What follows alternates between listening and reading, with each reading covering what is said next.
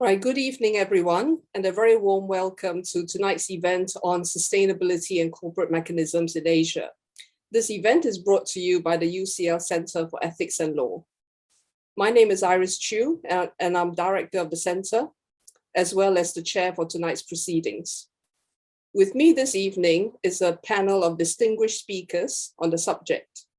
Tonight's keynote address will be provided by Professor Ernest Lim, who is Professor of Law at the National University of Singapore. This summer, he'll be taking up a visiting fellowship at Magdalen College at Oxford. Professor Lim will deliver his keynote on the subject, which is also based on his book of the same title. This book was published by Cambridge University Press. So we are very delighted to celebrate this book launch with him. After Professor Lim's address, we will move on to our panel of discussants for comments and thoughts on this subject. Our first commentator is Dr. Alperen Gözlügöl, who will speak on how these sustainability mechanisms interface with concentrated ownership corporations, especially in Europe. Alperen has worked extensively in this area, as well as in sustainability and business and corporate governance. And then we'll move on to comments by two senior practitioners who are on our panel this evening. Our senior practitioners are also members of the advisory board of the center. They are Sam Eastwood, partner at Mayer Brown, who has an extensive practice in corporate litigation as well as compliance, and Patrick Bourke, partner at Norton Fulbright, who heads the litigation practice for commercial litigation as well as corporate regulatory and advisory matters. All of our speakers' bios are available on our event website. So this is a short introduction to the order of proceedings tonight, and we'll be taking audience Q&As at the end of the panel discussion. So during this time of the panel presentations, please feel free to send your questions through the Q&A function, and I'll be moderating the Q&A session. So without further ado, let me give this over to Ernest to start our keynote address. Thank you very much, Ernest. Thank you very much, Iris, for the kind introduction. Let me share screen. Right, so the key issue that I explore in this book is whether and if so how 6 corporate mechanisms should be deployed to promote sustainability in 4 common law Asian jurisdictions, namely Singapore, Hong Kong, Malaysia, and India, which are characterized by the presence of controlling shareholders, specifically the government, in state-owned enterprises, also known as SOEs.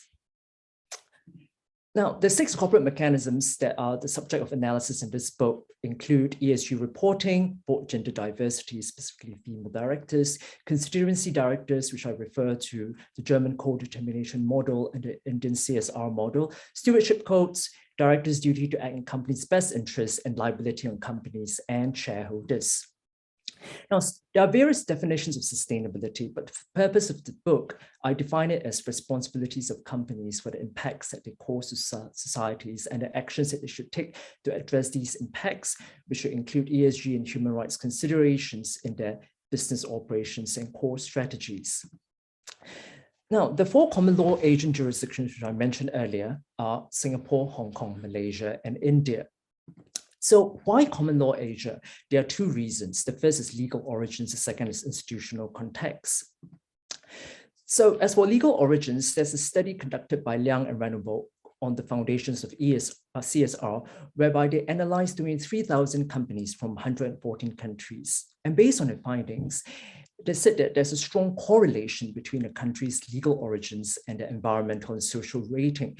So for countries with civilian law origin, there's a higher E&S rating because there's stronger state intervention, and shareholders' interests are favored above those of stakeholders' interests are favored above those of shareholders. And as for common law origin countries such as those in the US and UK, there's lower E and S rating. That is, and the reason is because there's weaker state intervention, and both jurisdictions are known as shareholder primacy jurisdictions, and it's generally more litigation. So there's concern that should directors in the US and UK favor the interests of stakeholders at expense of shareholders, that could result in litigation from the shareholders. What about the case of Asia? These 4 Asian jurisdictions are common law, but they have generally stronger state intervention than those in the US and UK, but weaker than that of Europe. And they are pro-stakeholders in the sense that the government in these 4 Asian jurisdictions uses the SOEs to promote not only economic objectives, but also social and political objectives. In these 4 common law Asian jurisdictions, they are less market-oriented than the US and UK, but more market-oriented than those in Europe. And in these 4 common law Asian jurisdictions, there's less shareholder primacy than the US and UK, and certainly less litigious than the US and UK. So the question is, in this particular context in common law Asia, which neither fits the European mode or the Anglo-American mode, will it have higher or lower environmental and social rating?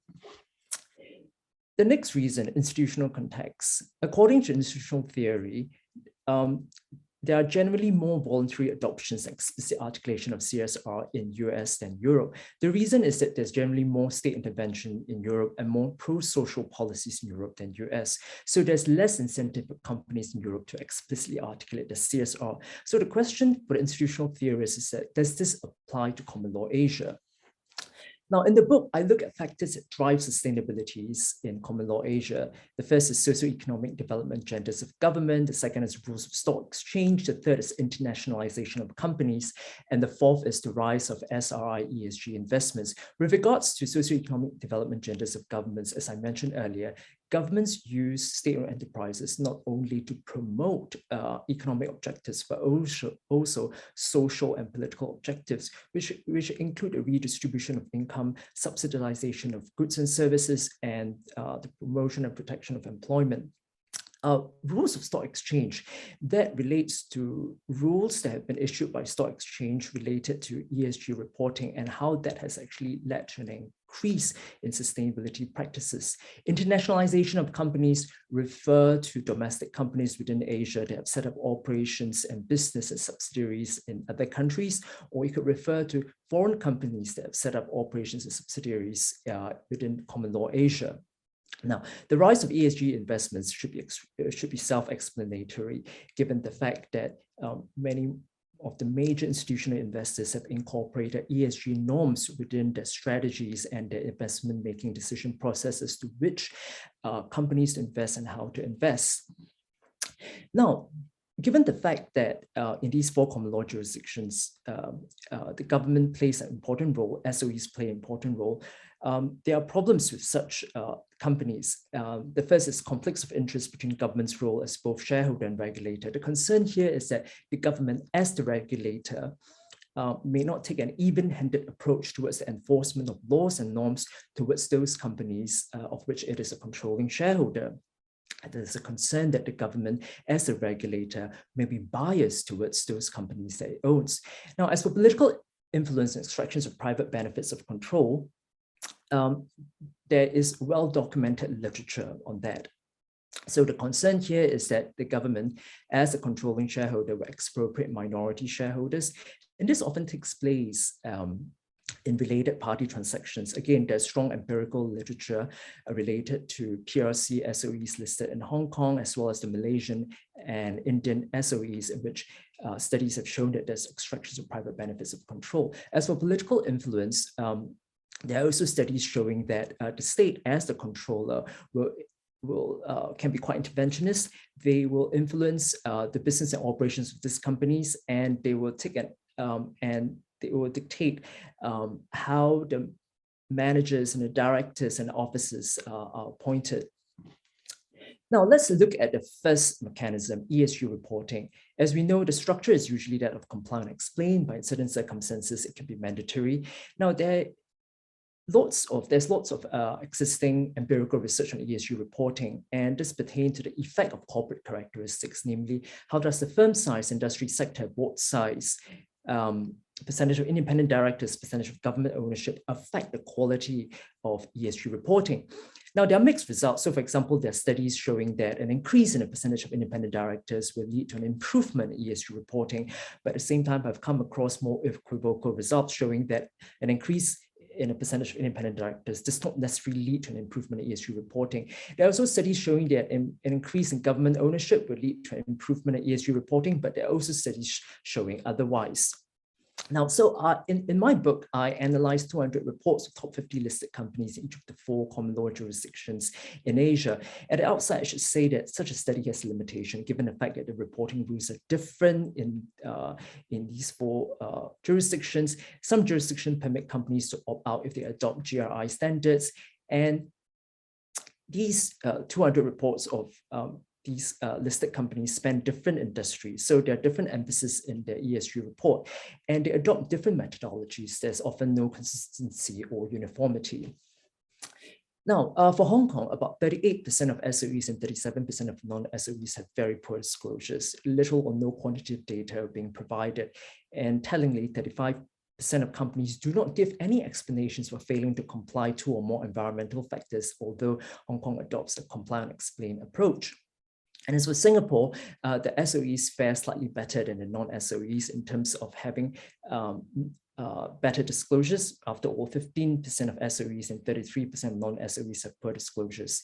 And about 79% of companies that did not comply with the requirement to select reporting framework provided no explanation at all. So I suggested some reforms to the existing regime. Currently, there are no oversight, verification, or assessment of disclosures. So I suggest that perhaps there could be oversight or assessment or verification of some sort by the stock exchange or government, but there could be conflicts of interest, because if the government is the entity responsible for assessing or verifying the disclosures, it may not take an even-handed approach. It may not adopt a rigorous or robust approach towards the ESG disclosures of those companies that it owns. And as for the stock exchange, to the extent that the stock exchange is owned by the government, or to the extent that a significant percentage of the shares of stock exchange is owned by the government exercises political influence over the stock exchange in terms of how it performs its verification function. Perhaps one can argue that it could be oversight by the auditing firms. But now the issue of conflicts of interest will also arise, because these auditing firms often have extensive and existing business relationships, either with the controlling shareholder, namely the state, or with the company. The other reform that I've suggested is that perhaps there could be some sanctions of some sort for non-compliance. Perhaps the stock exchange could be equipped, with measures such that they could penalize companies for non-compliance with the ESG reporting. But again, as I said, there could be conflicts of interest, and it could be argued that directors may be liable for breaching the duty to exercise reasonable care, skill, and diligence for inadequate or inaccurate or misleading ESG disclosures. But there are questions of enforcement. It does not seem likely that minority, institutional, and retail shareholders in these listed companies in common law Asia will bring derivative lawsuits against these delinquent directors. And it's questionable whether directors of companies such as those in SOE will be liable for breaching the duty, given that the directors would have sought the acquiescence of controlling shareholders before they publish these ESG reports. Now, moving on to the second mechanism for promoting sustainability, board gender diversity. In these 4 common law jurisdictions in Asia, I've noticed that there are 4 measures to promote more female directors on board. There would be, first is quota requirement. For example, under the Indian Companies Act, every listed company of certain size are required to have at least 1 female director. The other measures apply and explain an alternative, which is actually much more rigorous than comply and explain. For example, in Malaysia, the Code of Corporate Governance, states that companies are required to set out their policies on gender diversity, targets, and measures. And if they fail to disclose those policy, targets, and measures, they must put in place an alternative measures to promote diversity. The third measure is monitoring disclosure plus name and shame. So Malaysia and Singapore authorities have used this to great advantage. They have monitored the disclosure of board gender diversity, and they have publicized those companies that have failed to have female directors. And it seems that this name and shame is quite effective because it acts as a reputational constraint on those listed companies. And setting targets, so for example, in Malaysia, large companies must have at least 30% female directors. So as you can see from this pie chart, Malaysia has been the most successful in having the largest percentage of female directors as compared to the other 3 jurisdictions, in light of the fact that it has adopted a variety of measures such as apply and explain alternative, monitoring disclosure, and name and shame and setting targets. This is in contrast to India, which is the third worst performing jurisdiction, despite having the quota requirement. So skepticism is expressed as to whether the quota requirement is effective in promoting more female directors in the context of India. Now, there are 2 issues with female directors in these 4 common law jurisdictions in Asia. The first is that there's a risk that female directors are appointed on the basis of merit, but perhaps some political connections. For example, in Malaysia, a total of 50 female there were a total of 50 female directors in the 50 listed companies, and 20 out of these female directors are connected to the government. But perhaps the question is, are these female directors independent non-executive directors?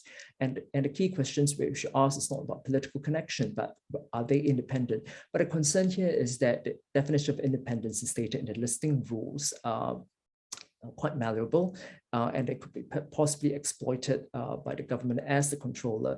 After all, the fact that a director is connected to the CEO or a director is connected to the controlling shareholder does not mean that it is not independent. So the definition of independence is quite varied. It is quite flexible. And the other concern relates to repeat players. So for example, given the fact that there are very few female directors, there's a concern that a single female director will hold multiple directorships. Now, moving on to the next corporate mechanism, constituency directors. So we have the German co-determination model, which I'm sure many in the audience will be familiar with. So we have the supervisory board and we have the management board. So for the supervisory board, 50% of which consists of shareholder representatives and the other 50% consists of employee representatives. And we have the Indian CSR model, which I'll explain shortly. So the question is, for jurisdictions that are interested to promote and to protect the interests of employees, should they adopt the German co-determination model or the Indian CSR model? Now, there's extensive literature on the German co-determination model, and I won't go into much detail. So one criticism is that it will render the decision-making process inefficient, uncertain, and unpredictable. However, there's also literature showing that there are significant benefits associated with the German co-determination model. It will promote long-term investments by the employees, and it will reduce adverse impact on employees' interests. As for the key question as to whether the German co-determination model should be adopted in these 4 common law Asian jurisdictions, we need to understand the institutional context. The German co-determination model consists of not only co-determined boards, but also works council and collective bargaining. But the institutional context in Singapore, Hong Kong, Malaysia is actually quite different. In these 3 jurisdictions, they have pro-business policies, they have weak labor rights, and the concern is that having co-determined boards will dilute the power of the state in the context of state-owned enterprises. So rather than rejecting the German co-determination model outright, I suggest that perhaps alterations can be made to this model such that the division of powers between shareholder bench and employee bench in the supervisory board will consist of 60 versus 40, namely 60% will consist of shareholder representatives and 40% will consist of employee representatives, rather than 50-50, namely 50% will consist of shareholders and the other 50% will consist of stakeholders. Now, as for the Indian CSR model, this is really quite interesting because under Section 135 of the Indian Companies Act, the board is required to set up a CSR subcommittee consisting of 3 directors, of which 1 must be an independent director. And the CSR subcommittee is required to put in place a CSR policy and to monitor the implementation of this policy. And very interestingly, the Companies Act also states that the boards of certain companies needs to spend at least 2% of its average net profits made during the last 3 years to further the CSR policy.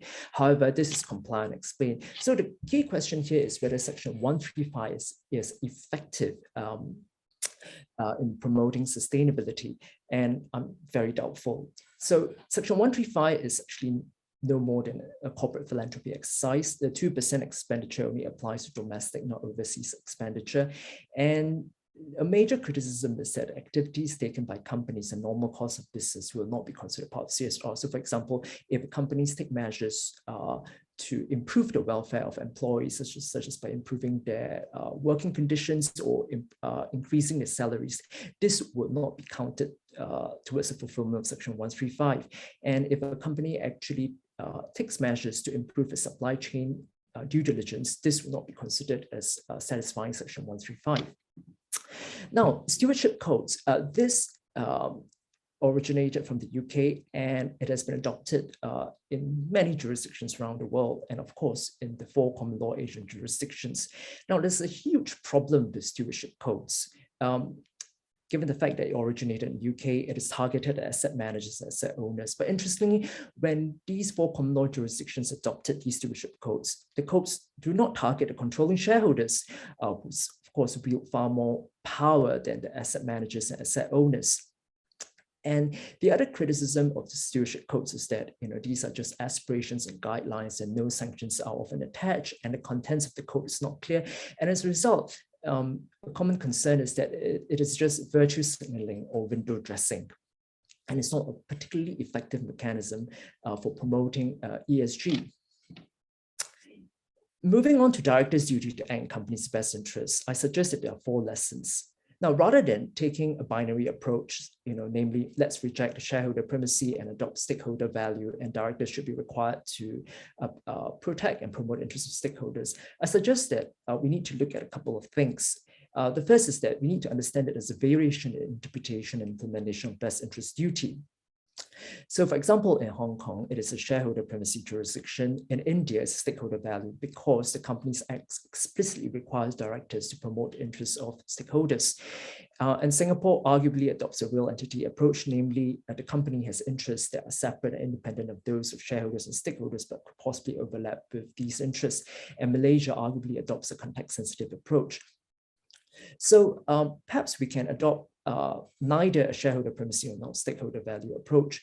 As for shareholder primacy, it could be understood not in terms of maximizing share price, but maximizing shareholder welfare and preferences. And to the extent that shareholders have pro-social preferences, the directors ought to give effect to them. But the concern is that what if the shareholders do not have pro-social preferences, and which shareholders are we talking about?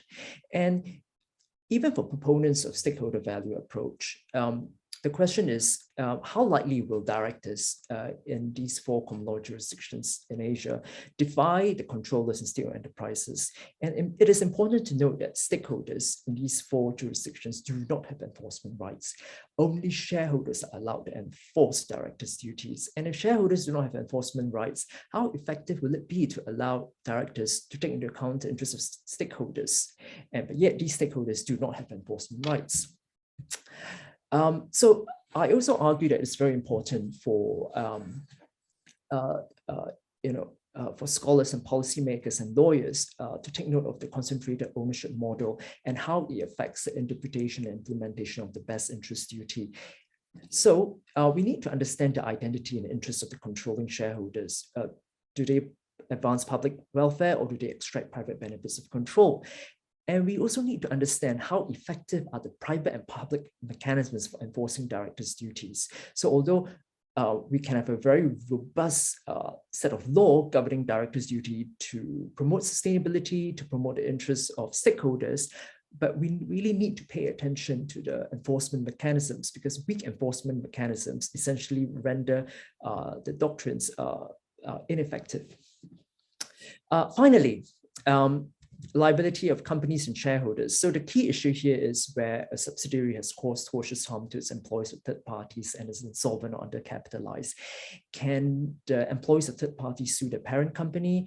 of the subsidiary or other companies and shareholders within the group. So there are two major approaches. The first is to pierce a corporate veil, and the standard orthodoxy is that the corporate veil should not be pierced and is unlikely to be pierced except in the most exceptional circumstances. And English law has made it abundantly clear. We have Adams v. Cade and Press versus Petrodel.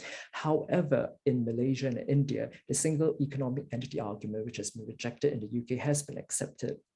Perhaps a more promising approach is to impose a duty of care on parent company, and we have the UK Supreme Court decision in Videnta and Okapavi, which have actually endorsed the approach in Chandler, which lays out the circumstances under which a parent company could be liable for the harms caused by subsidiaries to third parties. And academic commentators and some policymakers have suggested perhaps having an enterprise liability approach, namely there's no need to show control overlapping interests or breach of duty of care. As long as one company within the group has caused harm, the whole group will be liable. And the reason is that companies that gain the benefit of group structure should bear the cost of doing business. But the concern here is, what do we mean by enterprise? According to company statute, it refers to holding companies and its subsidiaries. This implies that, again, we need to return to the issue of control and overlapping interests, which proponents have sought to reject. So in my book, I suggest a solution, namely a statutory fault-based liability on controllers of listed companies subject to reverse burden of proof. So once a claimant has shown that any company within the corporate group has caused harm to it, liability will be imposed on a controlling shareholder, namely the state SOE, unless the latter can discharge the burden of proving they exercise all reasonable care in identifying and preventing the harm. So thank you very much for your time and consideration. I understand that this is just a bird's eye overview. And if you are interested to find out more about any of these 4 common law jurisdictions or these 6 corporate mechanisms, please feel free to read or buy this book. Thanks very much. Thank you very much, Ernest, for a whirlwind tour of your book, which contains some very rich discussions. And we really hope that people interested in common law Asia will go to your book and treat it as the one-stop shop and authoritative resource in this area. Can I now call upon Alperen to provide your first set of comments? Over to you, Alperen. Yeah, let me start with an overview of the book. The book provides a comprehensive and critical analysis of why and how 6 corporate mechanisms have been or can be used to promote sustainability in the 4 Asian common law jurisdictions, as Ernest has just explained. The focus in the book is on 4 Asian common law jurisdictions, Singapore, Hong Kong, Malaysia, and India, where there has been a lot of development on the sustainability front, but there has been less analysis, so not corresponding analysis. As Ernest also explained, the examination on these 4 Asian common law jurisdictions has particularly called into question the legal origin theory and institutional context theory in the literature. And what I will focus on as a main contribution of the book in today's discussion is how it situates the discussed tools in the share ownership structure of the companies, namely in the context of controlling shareholders, especially the state as the controlling shareholder. So when we look at the literature, there has been a lot of scholarly efforts at attention on sustainability, and especially how corporate law and governance can promote sustainability in corporations. But this literature has been mostly ignorant of the core feature of ownership structure of companies in most jurisdictions. As we know, dispersed share ownership is in the minority in the world. It's the phenomenon rather in the US, the UK, and partly in Japan, but in a lot of countries in continental Europe, in Asia, we have concentrated ownership, which means we have controlling shareholders, and sometimes we have states as controlling shareholders. So it is important to understand how these mechanisms would work in that context. And when we look at the share state control in companies, there are a couple of problems generally, as Ernest has also touched upon. First, there can be conflicts between the political or social objective of the state and profit maximization, which has been called as policy channeling in the literature. States has some political or social objectives, and they can try to realize these objectives in the companies they control, and this may be at the expense of profit maximization and also at the expense of other shareholders. There can be also a conflict between the roles as shareholder and as regulator. State bodies may be reluctant to enforce some rules against the companies that are controlled by the same state, or even state may be reluctant to promulgate some rules that would have an adverse impact on the companies that are controlled by the state.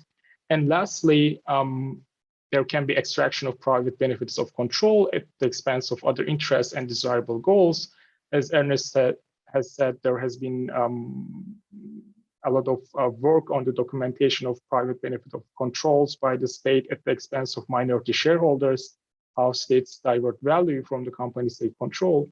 But this can be also at the expense of other desirable goals. For example, states can just donate company resources to charitable foundations that are close to the state rather than to foundations that are really following or doing socially beneficial work.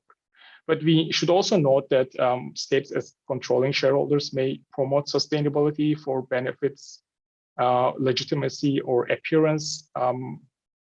So states have certain duties against the society, and as a tool for legitimacy, state can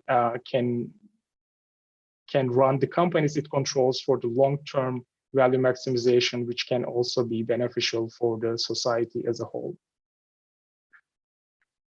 So this was an overview of the problems that can arise in concentrated ownership and especially in state control.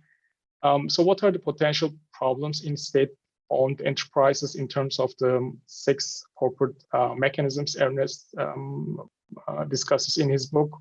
For example, when we look at the sustainability reporting by companies, there can be enforcement problems in SOEs. Even if there are some sustainability reporting duties for companies, state-owned enterprises may not follow these disclosure duties, and the regulator may not enforce these rules against the state-owned company because the regulator is a part of the body of the state. The same is true also for board gender diversity. Even if there are some rules on board gender diversity, state-owned enterprises may just ignore these rules and escape enforcement. And as Ernest also touched upon, just female directors appointed to the board for the appearance of board gender diversity, they can just do the bidding of the controlling shareholder. They can be beholden to the controlling shareholder. And also, when we look at the constituency directors, like the co-determination employee-appointed directors in Germany, the state is unlikely to adopt such structures or endorse generally stakeholder orientation for directors, because this can curb, in the end, the power and interest of the state as controller in the companies. And also for the stewardship codes for institutional investors, these codes are for institutional investors to be stewards in the companies they invest, to promote sustainability in the companies they invest, to engage with them. But how are they going to engage with the companies where there are controlling shareholders? The presence and power of these controlling shareholders will disincentivize these minority institutional shareholders from monitoring and engaging with investee companies. And there are additionally conflicts of interest because institutional investors will have other dealings with the state, and they will be reluctant to antagonize the state as the controller of the company. Lastly, another mechanism director's duty to act in the best interest of the company. But whatever the director's duties are, whatever the duty tells the director to do, in the end, the question is whether directors will deviate from the interests and demands of the controlling shareholder, because the controlling shareholder is the one that nominates, elects, or removes the director in the end. So directors will be beholden to the controlling shareholders' interests or demands. And lastly, limited liability. Controlled companies do not really correspond to the justifications why we have limited liability for parent companies, and especially in the case of states, state is a controlling shareholder, and the associated element of control and interference in the control company weaken the rigid application of limited liability. As I said, there can be some benefits with concentrated ownership. Benefits where there are controlling shareholders. It can be superior to dispersed ownership in some cases in terms of sustainability. A problem we have in dispersely owned companies is agency problems or short-termism.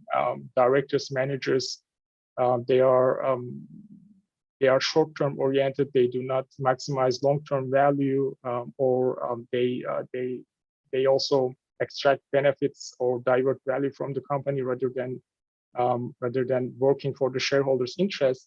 But when we have controlling shareholders, they have strong incentives to monitor the company management, and they also have strong incentives to implement sustainability policies that can contribute to long-term shareholder value maximization. And an example I saw from the book is where the state as the controlling shareholder was positively active in influencing sustainability, board gender diversity in Singapore and Malaysia. There are also further perspectives in the book. What I also particularly liked about the book is that you can find different angles on sustainability. The book discusses other justifications and alternatives rather than a sole business case focus on sustainability, because sustainability has been rather discussed as a way of it would improve company performance or from a risk perspective, but there can be also other justifications why companies should adopt sustainability, and the book also touches upon these justifications. And as Ernest also explained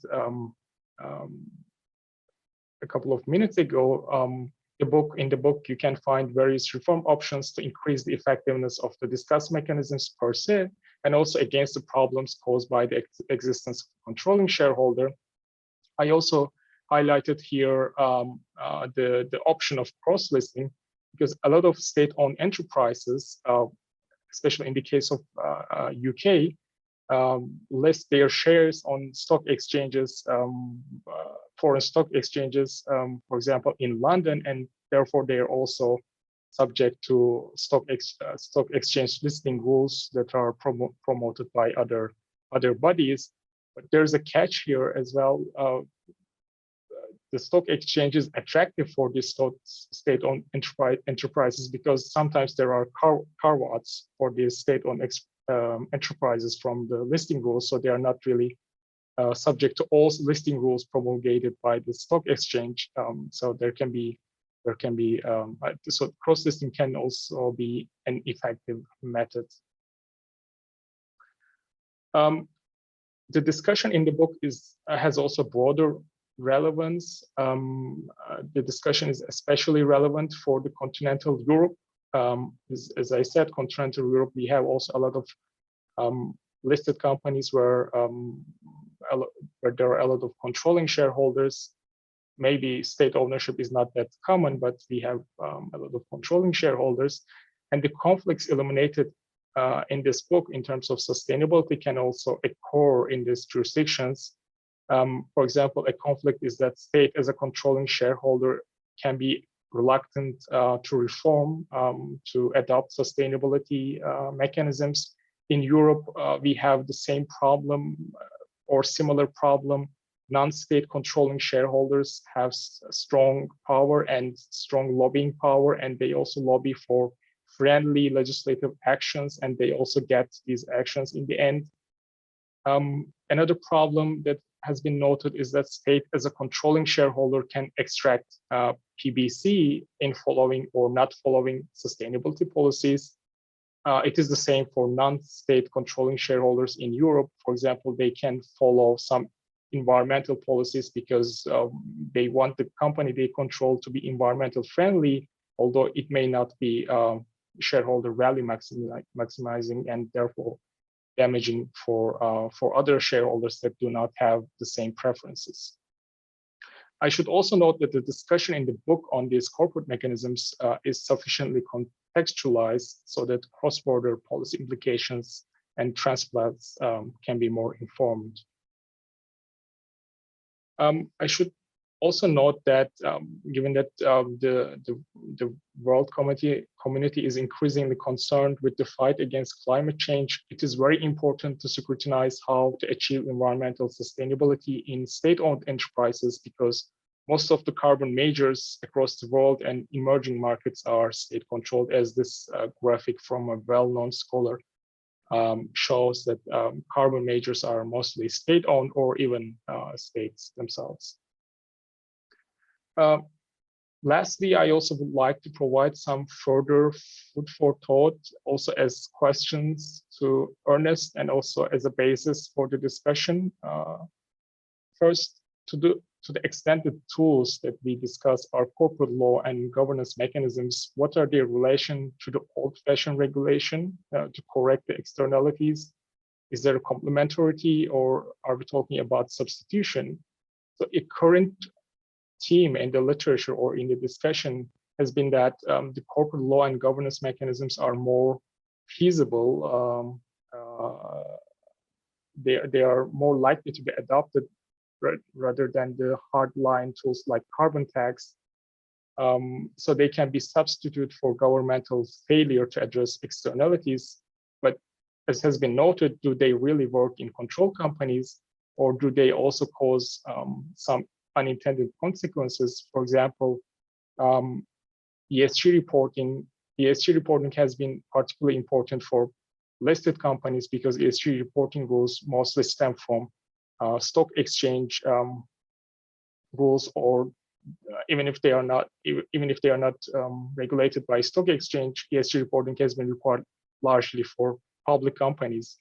And since they are under pressure as a result of this ESG reporting, what we see, especially in the UK, that public companies has been divesting their polluting assets to private companies that are not under obligation to report their emissions or their environmental impact. So what we have is, in the name of sustainability, is that asset shifting. So some dirty assets are going from public companies to private companies because ESG reporting is only for public companies, but overall impact is the same.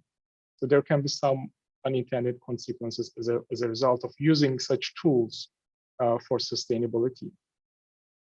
But the existence of state-owned enterprises also blurs this line. State-owned enterprises can promote sustainability because of governmental policy, or governments may avoid enforcing or promulgating certain rules when in conflict with the self-interest as shareholder. That was one question. And another question is, or issue is that sustainability is a very broad concept.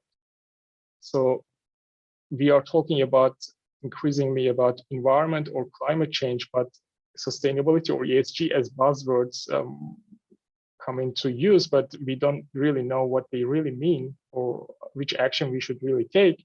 So how do these corporate mechanisms address potential conflict between desirable goals? And I should note that there are some tensions between environmental and social goals. In green transition, there will be also losers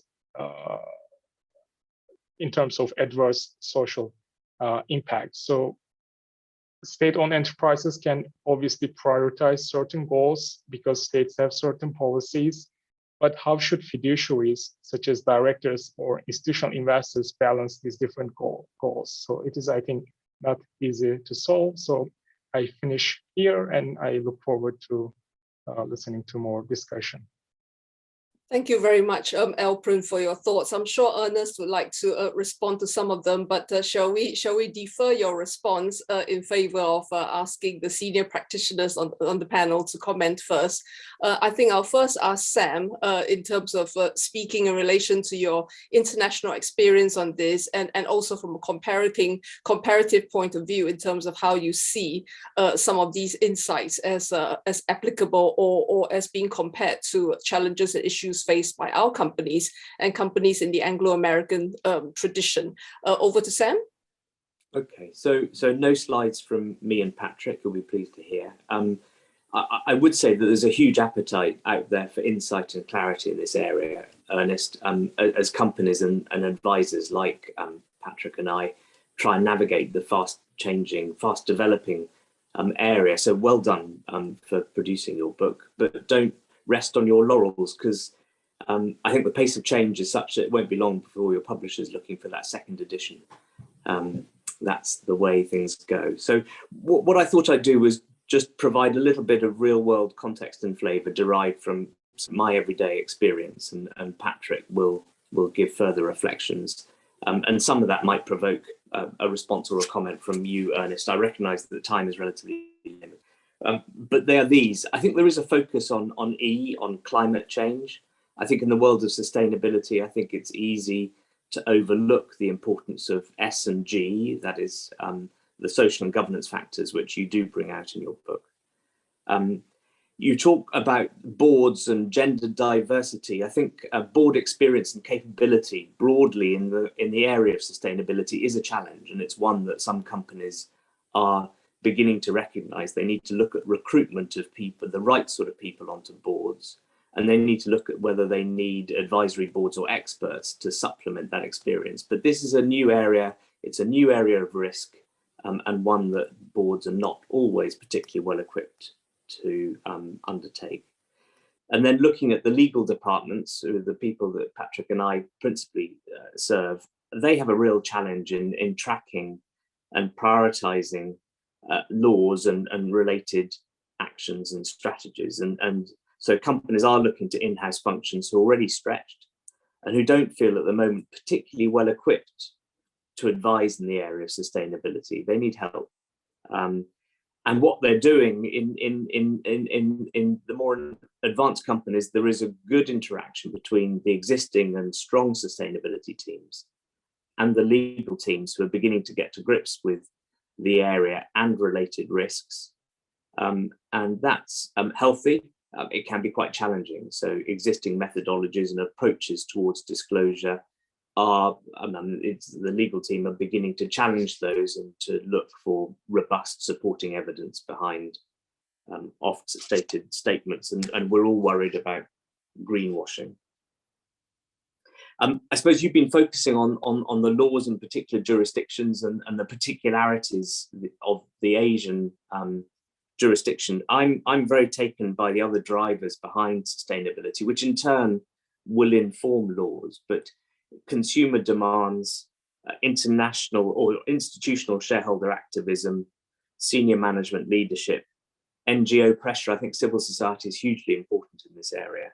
And the emergence of international standards and the way that the banks and joint venture partners and stakeholders more broadly are responding to that. All of that is resulting in, multinational companies, wherever they be based, in Asia or elsewhere, needing to respond to those dynamics just as much as the particularities of the regulation in the particular jurisdiction. And indeed, all those factors are leading to those laws changing in those jurisdictions. I think we're gonna get to a world where there is much more. I think there will be an international norm such that I think the variations in different jurisdictions will become less material. And then I'll highlight finally the area of particular interest to me, which is indicative of the world that I think we're living in, which is the emergence of the importance of human rights due diligence. That is the importance of companies identifying the risks to people and planet of their business activities broadly construed. There are laws which are emerging, particularly in Europe. Those laws will have implications for companies, even in Asia, and dare I say it, the United States. And they are informed largely by those sort of UN guiding principles and other international standards, which people are beginning to get to grips with. But my observation is there's a huge divergence out there, as companies, some companies are well ahead of others, and that is an interesting area to observe in the months and years to come. So Patrick, I see that you're on mute. This is your moment. I don't know whether you want to pick up on anything I've said. Thank you, Sam. And for once, I won't start talking without turning the mute off first. That's a relief for everybody. And thank you all for your comments so far. I just want also to reflect on, as Sam rightly said, the focus is very much on the E at the moment. But I wonder whether actually also we ought to think again at the G, and we look people back historically from the South Sea bubble back in the 18th century and the failure of corporate governance there through to things like Polly Peck and Maxwell in the UK, Enron in the States, and the attempts to address things through good governance. And that includes in this day and age, obviously, having diverse boards, robust independent directors, and whether that will and needs to be a real driver going forward. And actually, I appreciate the comments made earlier about the risks of exchanges maybe not being robust enough with state-owned enterprises. The counterpoint to that, though, is if that becomes the norm, then I think that the international investor community will be more skeptical to invest in countries, and most countries want foreign direct investment and they want capital inflows. So I think, as Sam was saying, the sort of the bigger picture, the more subtle pressures which come to bear, I think, are there through NGOs, institutional investors, and what they now require. And I think that's at the moment the pendulum is still swinging one way. And I think that will require greater compliance with and greater focus upon sustainability. So I think there's some really interesting issues here. In terms of enforcement and the carrot and the stick and how that works, I think one interesting angle to reflect on is where we've got with modern slavery. And at the moment in the United Kingdom, sort of it's on the cusp maybe to change, but there's not sort of teeth as in pure punishment. But there has been an increasing level of compliance by companies, not just those which are sort of UK-based companies, but companies which have operations in the UK. And again, I think back to Sam's point, it's recognising the societal pressure, the NGOs, the consumers, the wider stakeholders requiring this compliance, and the focus the board now has on those areas. So I think we've got some interesting parallels there. And then the final point I wanted to pick up on was Ernest's really interesting solution, which is liabilities for companies and shareholders, and this sort of statutory fault-based liability. I think that's a lecture in itself, and I think some really interesting aspects as to how that could or wouldn't work. And what I wonder is if you could get that sort of concept imposed, whether in turn then both the shareholders would demand and the board would have to put in a suitable sort of system in place, not just a tick box checklist, but an actual system in place, which the shareholder could say, I have required the board to do this, and they have actually done it and owned it. So it's the tone from the top, it matters. And therefore the board is able to demonstrate that it has sustainable policies and procedures in place, and therefore the shareholder would minimize or avoid any liability if something went wrong. So I think that's a really interesting concept of how you would drive real behavior and real engagement at many levels. But I know we sort of 5 minutes left, so back to you, Iris. Right, thank you very much. Thank you, Sam. Thank you, Patrick.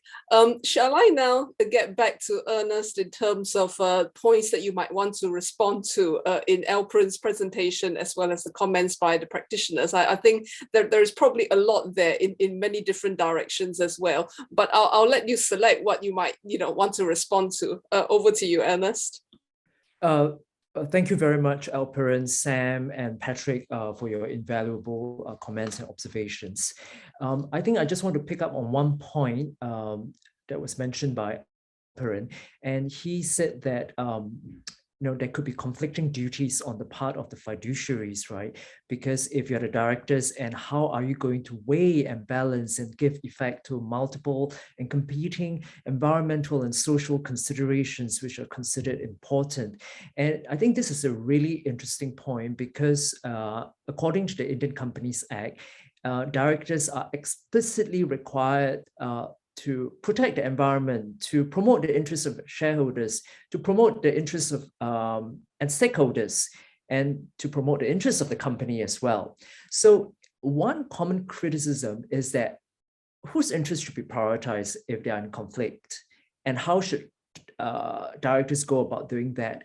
And given the fact that only shareholders have the right to enforce duties and only shareholders have the right to appoint and dismiss directors, it is more likely than not that the directors will give primacy to shareholders' interests, and so despite the fact that, the Companies Act requires directors to save the world, to do so many things, but perhaps the bottom line is that they will not deviate too much from shareholders' interests.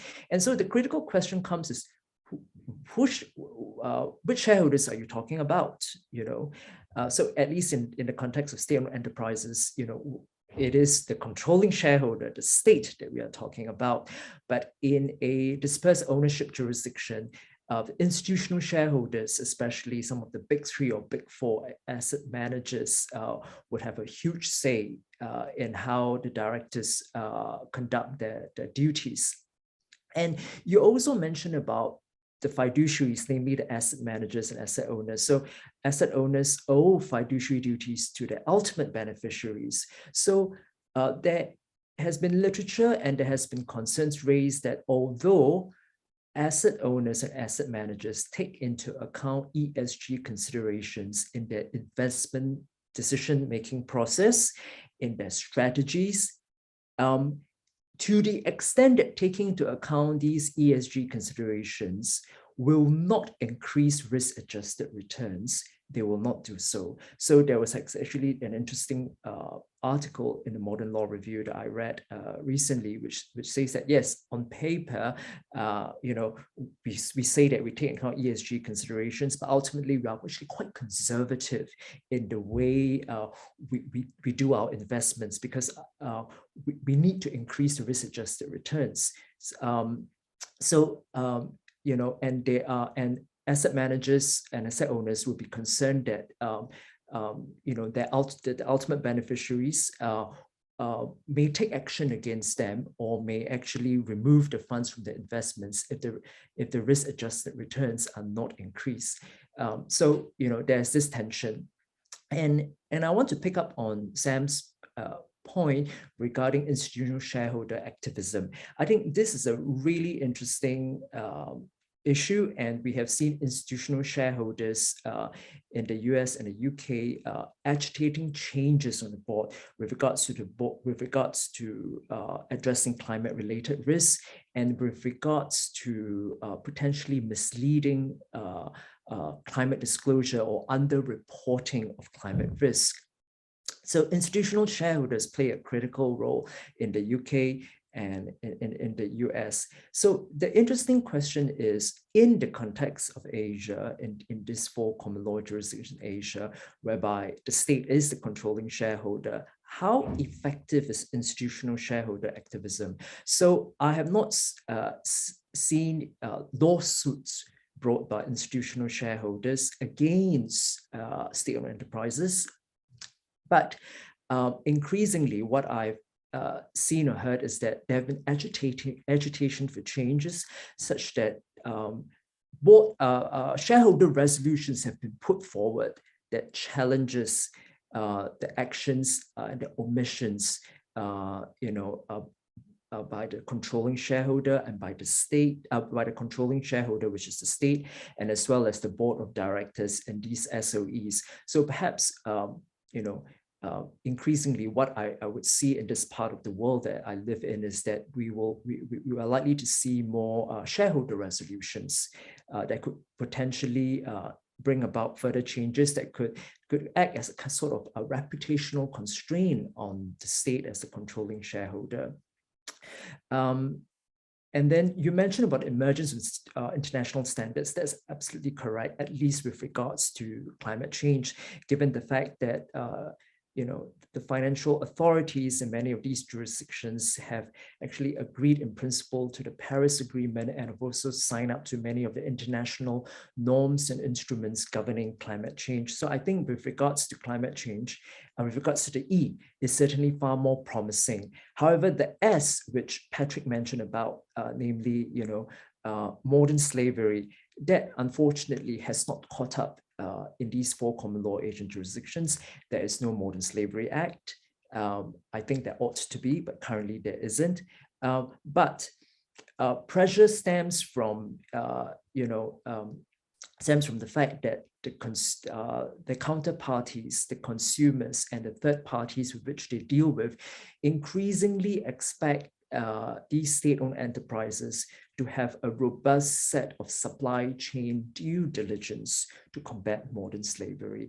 And that's how I see the pressure coming from, rather than a top-down approach such that the state would voluntarily enact a Modern Slavery Act, for example. That's it. Thanks very much. Thank you, Ernest. Thank you for your response. I'll now open up the time for Q&A. So members of the audience, please feel free to submit your questions through the Q&A function.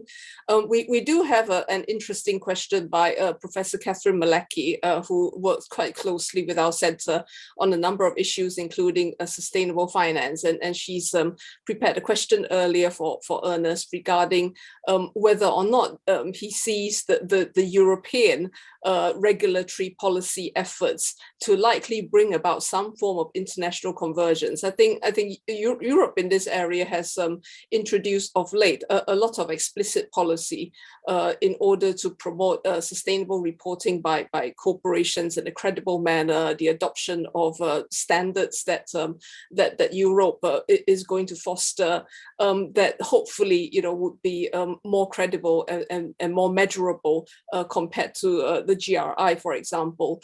There is also the effort in sustainable finance reforms in terms of positive duties that are imposed on investment intermediaries, and that then influences how they may exercise their stewardship responsibilities. And I'm just wondering, in the light of these developments, do you see Europe as having any influence in common law Asia, that you perceive, and are these pioneering efforts, carrying any weight at all in international discussions? I mean, from your point of view. Sorry, Ernest, I think you're on mute. So thanks very much, Iris, and many thanks to Catherine Malecki for her question. So she asked whether to what extent are Asian legal systems inspired by the Corporate Sustainability Reporting Directive proposal. So I think there are 2 important features in this Corporate Sustainability Reporting proposal, among many other important features. And I think one important feature is that it is suggested, or it is proposed, that companies should subject their ESG disclosure to assurance, to audits. And then the proposal draws a distinction between limited assurance requirement and reasonable assurance requirement. Currently, in the 4 Asian common law jurisdictions, there is no requirement to subject their ESG report to any sort of audit or assurance. But I see that this particular proposal may become influential in the sense that perhaps in the future, there could be a requirement imposed by the stock exchange on listed companies for their ESG reports to be subject to assurance.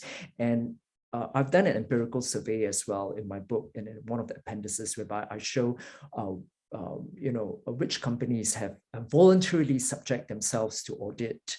Not many, unfortunately, and unsurprisingly, but I see that going forward, this could become a trend. But as I said, although this is a promising route, we need to take note of conflicts of interest, because many of these audit firms have existing business relationships, have existing transactions with the controlling shareholder and with the company. And we do need to address and manage these conflicts of interest and how that will impact on the assurance that they give.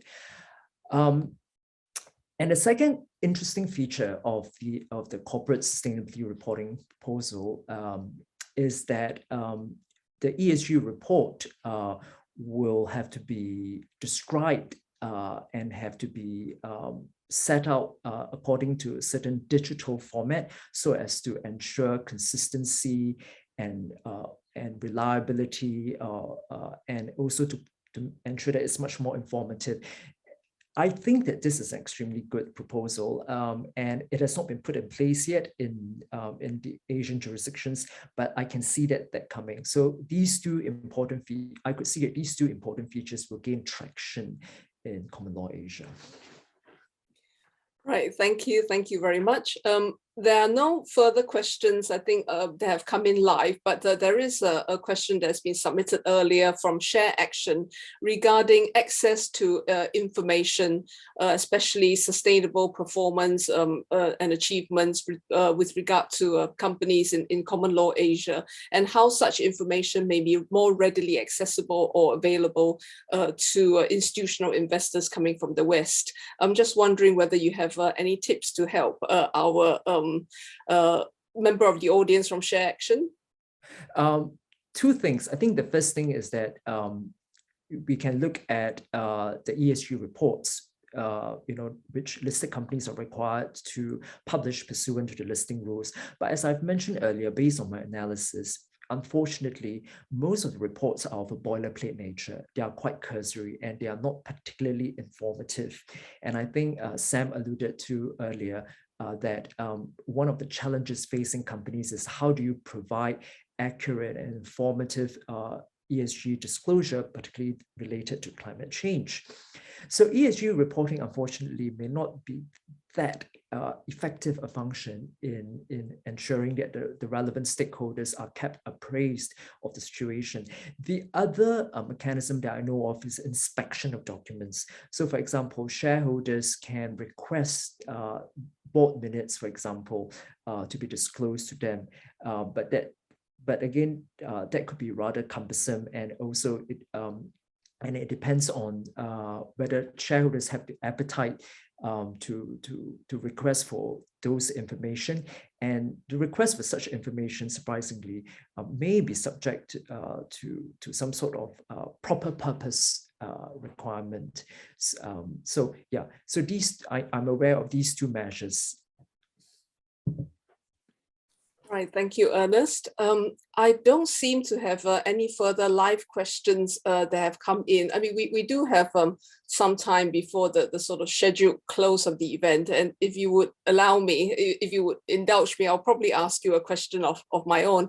I think one of the things that I've always been concerned about is that we have so many mechanisms in terms of corporate law and governance, looking at trying to get the companies on the ground to change their own behavior in order to contribute to overall sustainable outcomes. And all of these mechanisms target different things. I mean, that there is increasingly E mechanisms, but I think traditionally it's been merely kind of G mechanisms where we're looking at board diversity. But the question, of course, is what do G mechanisms actually achieve, in terms of outcomes? I'm just wondering whether or not, I mean, in light also of Alperen's, earlier question about corporate regulation and law that touches corporate governance, do you think that there are inherent limitations in this approach? And what role actually should the state play in terms of promoting sustainable behavior, even in common law Asia, where they are intimately, entangled with corporations that they own? That's a difficult question, Iris, because you always ask very challenging and macro questions. I think in relation to Alperen's earlier point, I don't think it's mutually exclusive. So corporate law can be reformed, can be deployed to promote sustainability. But at the same time, I understand that there have been proponents who argue that no, we should not look at corporate law. Rather, we should not look at the non-corporate law regimes, such as tax law, such as employment law. If you want to promote and protect the interests of employees, you should be reforming labor law and policies rather than requiring directors to take into account employees' interests or to promote employee welfare. Reforming labor law and policies would be a much more effective route than actually, for example, implementing or adopting a co-determined board, for example. However, I've also understand that there have been there's strong argument on the other side that no, corporations play a critical role, and I have in mind the corporate purpose debate, that has been raging in the UK and in the US between different proponents, such as between Colin Mayer and Lucien Bapchuk. So Colin Mayer takes the approach that no, companies and by extension corporate law play a critical function in promoting sustainability, but Bapchuk is extremely skeptical of that. Now, with regards to Iris Chiu's point, the state's role in promoting sustainability, that's a tricky question. So on the one hand, the state has been shown to be able to and has actually promoted public welfare, but at the same time, the state has also been shown, at least in the context of India and Malaysia, to expropriate as well. So how do we live with this dynamic that on the one hand, it wields the resources and has the legal powers to bring about significant measures to promote sustainability, whereas whether it relates to E, S, and G. On the other hand, it actually actively, extract private benefits of control. And I think that as far as I know, perhaps Alperen, or I'm not sure, Sam or Patrick can shed more light, or perhaps you, Iris, can shed more light. I'm not sure how to resolve this perennial tension in state-owned enterprises. It is a perennial problem that's afflicted state-owned enterprises since its beginning. And I'm really not sure, what would be the best way forward. Right, thank you very much, Alperen. I mean, I don't have any clear answers to this as well. I mean, one of my instinctive thoughts would be whether or not, kind of minority shareholders or institutions from the West may actually be able to do more as SRI or ESG motivated investors. But I do know that there are a lot of criticisms as well in relation to the motivations of shareholders, and even if they have hybrid objectives, it's often difficult to balance. So difficult area in terms of who is in the end responsible for driving corporate behavior and change, and what instruments might be most effective. I'm just wondering if anyone else on my panel would like to provide any other thoughts or comments before we close the session. Yeah, I may speak on 2 points. First of all, on the EU regime, I think EU has been really progressive on this area and be leader in terms of implementing some legal changes. Even before this corporate sustainability reporting directive proposal, we had non-financial reporting directive actually implemented in 2013. But that directive actually proved rather toothless. It required companies to disclose some non-financial information, but companies just disclosed what they thought would be favorable, rather than providing real non-financial information. So we have now this proposal, and I'm rather optimistic on this proposal because, as Ernest said, there is this assurance requirement, an external party will verify the non-financial information reporting, and the reporting is actually also the directive also provide a standard setting body which will specify some information requirements for companies. So the information that will be reported will be really specific. And also lastly, which is a remarkable feature of the directive, is that it also requires large private companies to disclose non-financial information, not only listed companies. I think this is an important development because we have been focusing on this listed companies that are under spotlight right now, rather forgetting some private companies that can be also important. That was one point. And another point about what's the role of corporate law, or what is the role of state regulation. I think that corporate law and governance can play a certain role, but ultimately we need states to step in and bring some hard line regulation rather than some soft law, some soft approaches, because as I said, unless there are some regulation attaching consequences to socially undesirable behaviors by companies, then there will be always somebody doing that activities or polluting the environment or whatever. So I think there is more role for state to play. Thank you, Alperen, for your thoughts. I think one of the good things about our panel this evening is that we probably represent most of the significant investment jurisdictions of the globe, actually, and hopefully we have curated and provided a discussion, even with unresolved issues, in relation to perspectives, that we can further explore. I don't see any further live questions being asked, and I would like to thank my panel this evening tonight for being here, and Ernest especially for giving us such a rich tour of your book, and my panelists for providing your comments and your thoughts, which I'm sure are very useful, not only for our audience, but also for the author of this wonderful book. So may I once again congratulate Ernest for producing such a wonderful book. And thank you all, my discussants on the panel, for being here this evening. And thank you, my audience, for staying till the end.